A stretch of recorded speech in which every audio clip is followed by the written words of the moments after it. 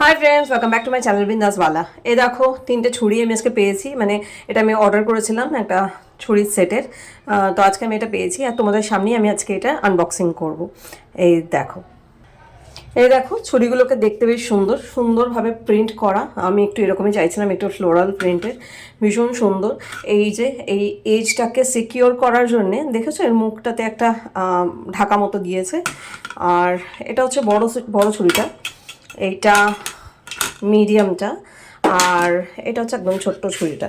আচ্ছা, এবার দাঁড়াও তোমাদের একটুখানি কেটে কুটে দেখাই যে কেমন এগুলো কাজ করে। কেমন লাগলো জানিও। যদি তোমাদের এর লিঙ্কটা লাগে তাহলে আমাকে ডিএম করো। এই দেখো, এই দেখো, আলুগুলো আমি ছুলে রেখে দিয়েছি আর এখানে আমার ভাতও ফুটে গেছে। তবে এবার কেটে দেখি। দেখো, ভালোই এর ধারটা ভালোই আছে। আর জাস্ট ওয়ান শট হয়ে যাচ্ছে। তোমাকে বেশি এর মধ্যে অনেক বেশি শক্তিও লাগাবার দরকার নেই, ঝপঝপ করে পুরোটা হয়ে যাচ্ছে ব্যাপারটা। এই দেখো, অল ডান। খুব সুন্দরভাবে আমার কাটিং করা হয়ে গেল, কাটিং চপিং আমার হয়ে গেছে। এবার চিকেনটা ভালো করে ম্যারিনেট করে এবার সেটাকেই এবার তৈরি করব। এই দেখো, কড়াইতে তেল দিয়ে দেওয়া হয়েছে আর চিকেনটাও একটু ম্যারিনেট করে রাখা আছে।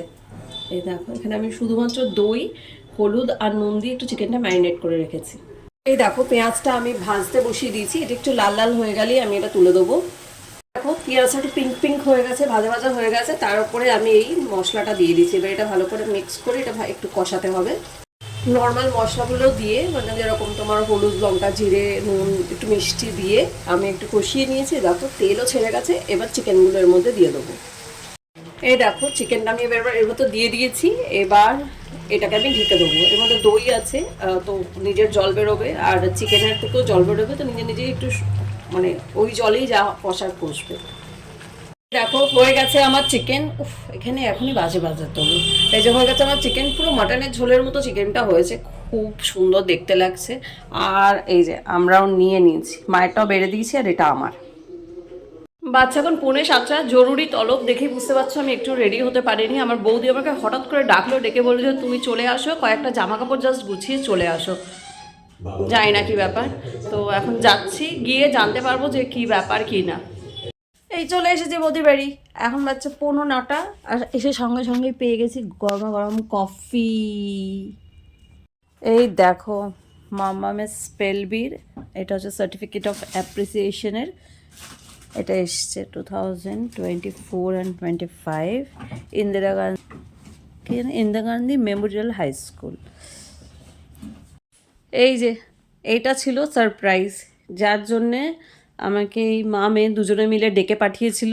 সেটা হচ্ছে আমাদের কালকে সুন্দরবন যাওয়া হচ্ছে, আর এই সমস্ত ব্যাপারগুলোই এরাই ঠিকঠাক করেছে। আমি কিছুই জানতাম না।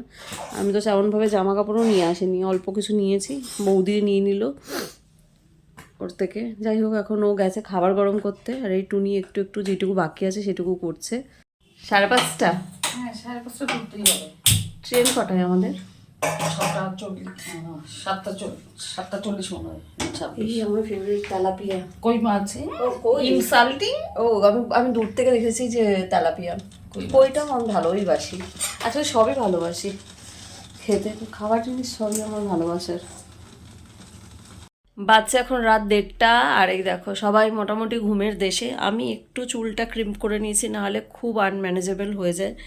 তো জাস্ট হালকা হালকা একটু ক্রিম করেছি। তো যাই হোক, কালকে সকাল সকাল বেরোতে হবে। যদি তোমাদের আজকের এই ব্লগটা ভালো লেগে থাকে, please do like, comment, share and subscribe my channel Bindaaswala. ভালো থেকো সবাই, বাই। আর কাল থেকে আমাদের সুন্দরবন যাত্রা শুরু হবে, 3 দিনের, সঙ্গে থেকো।